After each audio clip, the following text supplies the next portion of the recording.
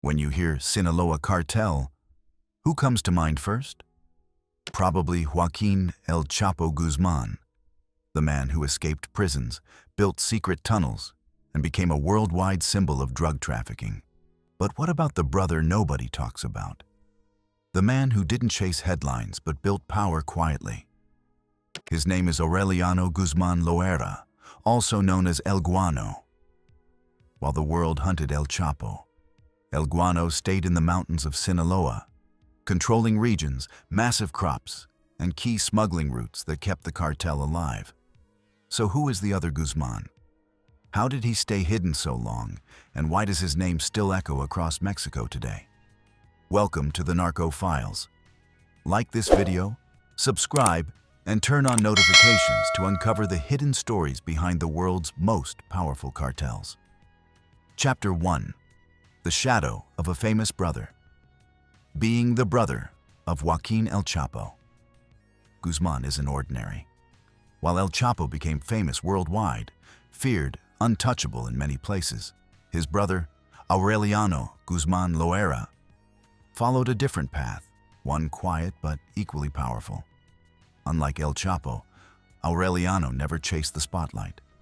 No interviews, no headlines, no legendary escapes. He stayed hidden in the mountains, away from cameras and attention. But quiet doesn't mean weak. While El Chapo made news, Aureliano built his own base of power, strong enough to survive even when his brother was captured.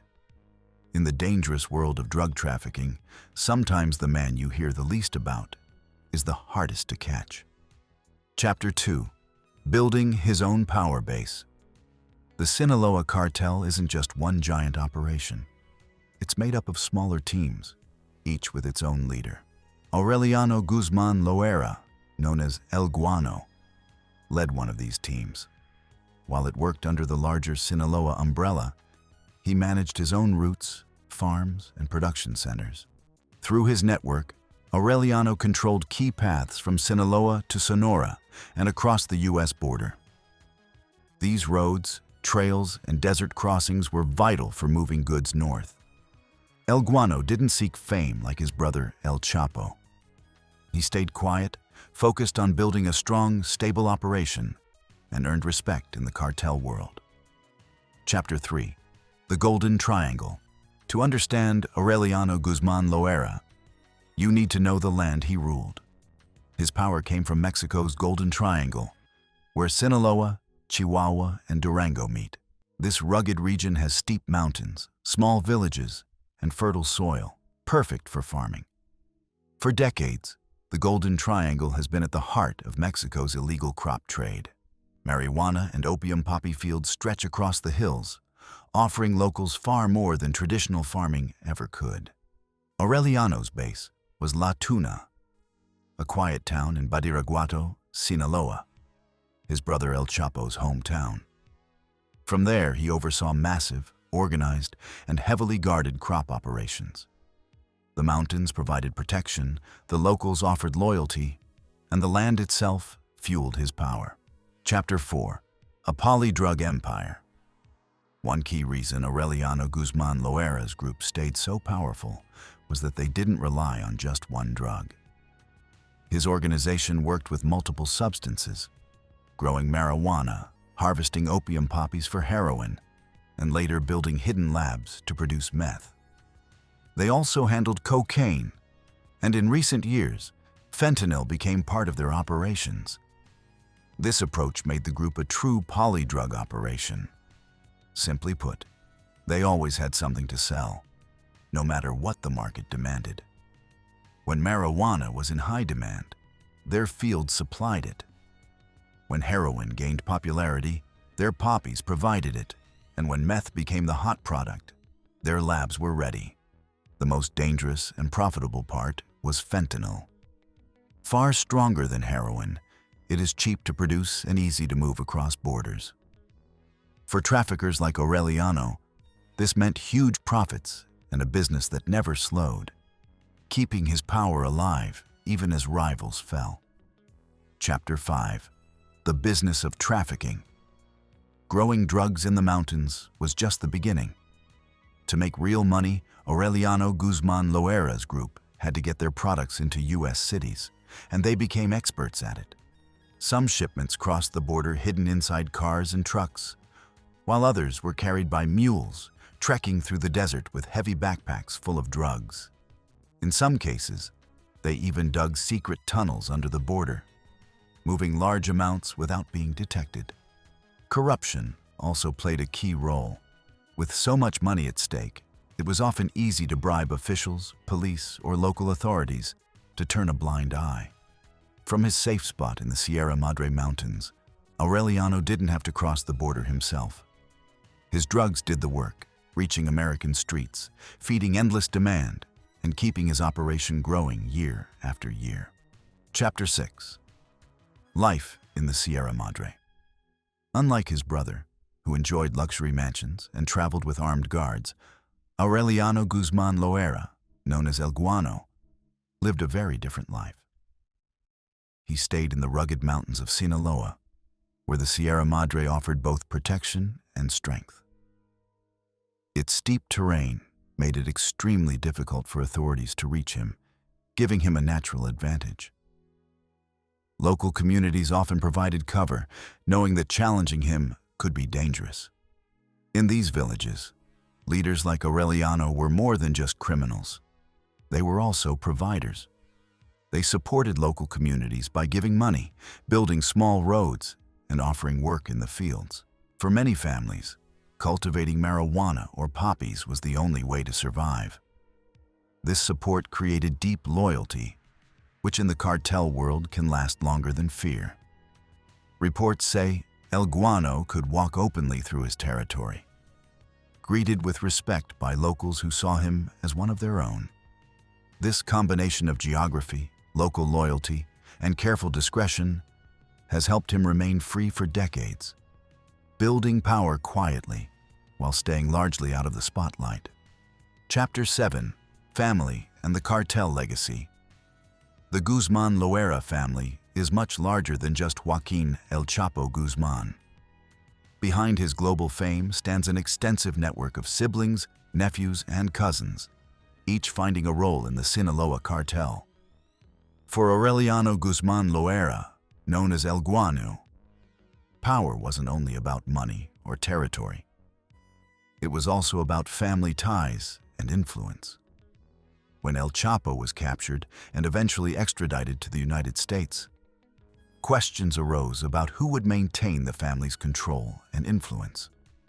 Aureliano quietly stepped forward, managing key operations and keeping the Guzman name alive within the cartel. Other family members, including nephews and cousins, took active roles in production, transportation, and smuggling, ensuring the family's position remained secure. This story highlights a deeper truth. Many cartels function like dynasties, where power is inherited and leadership is passed along bloodlines. For the Guzmans, involvement in the drug trade became a family legacy. Their influence extends beyond one generation, shaping not only their own future, but also the structure and operations of Mexico's drug trafficking networks for decades. Chapter 8. U.S. Indictments and Charges. While Aureliano Guzmán-Loera stayed hidden in the rugged mountains of Sinaloa, Mexico, the United States never stopped tracking him. On November 13, 2019, a federal grand jury in Arizona charged him with trafficking heroin, cocaine, and fentanyl. Just a few months later, on February 19, 2020, U.S. prosecutors added even more charges, including marijuana, methamphetamine, and additional heroin shipments. For U.S. authorities, Aureliano was far more than a farmer tending crops in the Sierra Madre. He was seen as a high-level trafficker who played a major role in moving deadly drugs into American cities, fueling addiction and crime. Each new charge served as a warning and as pressure on Mexico to act against him. These indictments highlight how seriously the U.S. views his continued freedom. Even though he keeps a low profile compared to his brother El Chapo, Aureliano is considered one of the last powerful leaders of the Sinaloa Cartel, still operating openly in Mexico. His name remains at the top of law enforcement watch lists, showing that influence and power in the cartel world are not easily forgotten. Chapter 9. The Hunt for El Guano.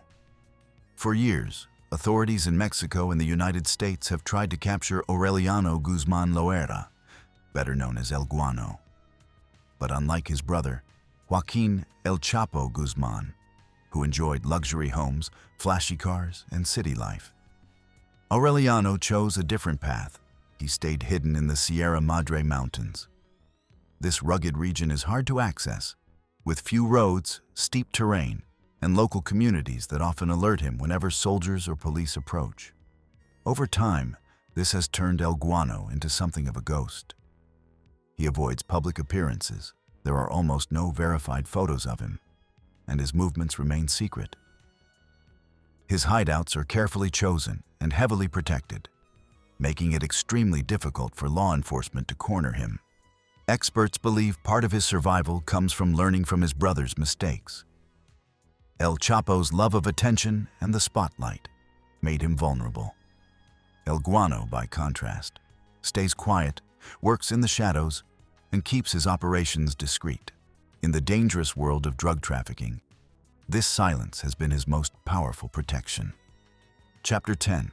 The Future of Aureliano Guzmán-Loera. As time goes on, a big question remains. How long can Aureliano Guzmán-Loera, El Guano, hold on to his power? The Sinaloa Cartel is no longer a single-family operation. It is split into multiple factions, each competing for control. After Joaquin El Chapo Guzman was captured, his sons, known as Los Chapitos, rose to prominence. Despite this, El Guano has maintained control over his own network, keeping his roots, fields, and influence intact. Reports suggest there may be tensions between him and other leaders. And in the cartel world, conflicts like these can quickly turn violent. Yet, Aureliano's age, experience, and reputation make him a respected figure, and many still listen to his guidance. Even as the organization changes and younger leaders take over, his name remains closely tied to the Sinaloa legacy. His quiet approach, strategic thinking, and long-standing influence make him a figure who cannot be ignored. Reflection and ending.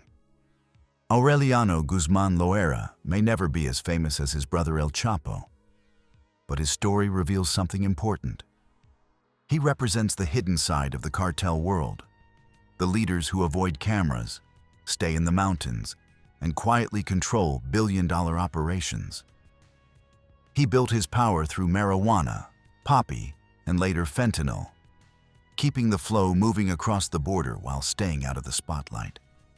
It makes you wonder, are the most dangerous men the ones we see, or the ones we don't? Today, El Guano is still out there. Older, quieter, but active.